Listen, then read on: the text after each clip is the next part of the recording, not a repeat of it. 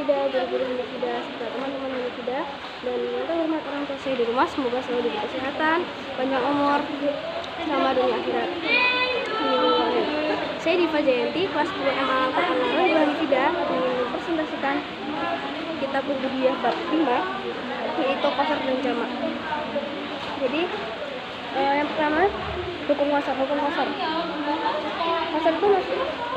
Qasar itu untuk seorang yang bepergian jauh. Hukum qasar ini ada 3. Yang pertama, jawaz, yaitu boleh. Maksudnya boleh ini bila perjalanan itu sudah mencapai 180 km atau lebih, atau 2 marhalah, namun belum sampai 120 km lebih atau 3 marhalah, dan orang itu misalnya bukan di darat, di laut, nah itu orangnya itu disunahkan untuk tidak melakukan qasar. Nah itu lebih baik ini atau afdolnya ini orangnya ini mau qasar ya 3 marhalah itu tadi. Nah itu wajib ini maksudnya wajib ringkas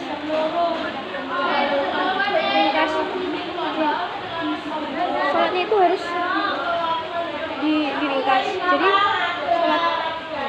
sholat hukum qasar ini misalnya zuhur sama asar, terus isya, maghrib sama isya. Terus syarat-syarat qasar. Yang pertama, tidak untuk maksiat. Ini jadi kita bepergian itu tujuannya tidak untuk maksiat, bepergian dengan tujuan yang jelas ya. Yang kedua, minimal 2 marhalah. Nah, yang ketiga, yang digunakan itu yang di qasar itu sholatnya harus sholat ada, atau sholatnya yang dikerjakan pada waktunya atau tidak qadha. Habis itu niat. Setelah itu tidak bermakmum, maksudnya kita nggak boleh bermakmum sama imam yang nggak qasar ya.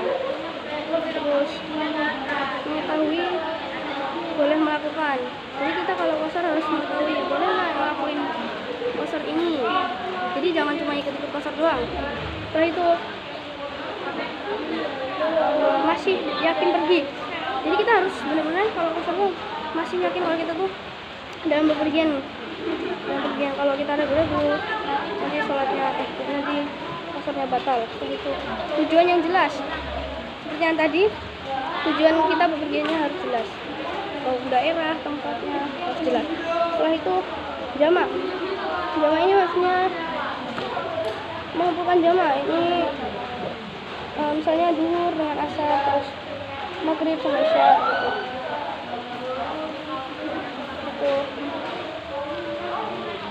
Ini syarat jamak. Syarat jamak takdim ya. Yang pertama ini sholat di waktu pertama. Jadi jamak takdim ini sholatnya misalnya kita zuhur sama asar, jadi kita sholatnya itu digabung di sholat zuhurnya. Setelah itu niat jamaknya, niatnya bersamaan ya. Terus muawalah ini jamaknya ini sholatnya tanpa ada pemisahan dalam waktu yang lama. Terus masih perjalanan.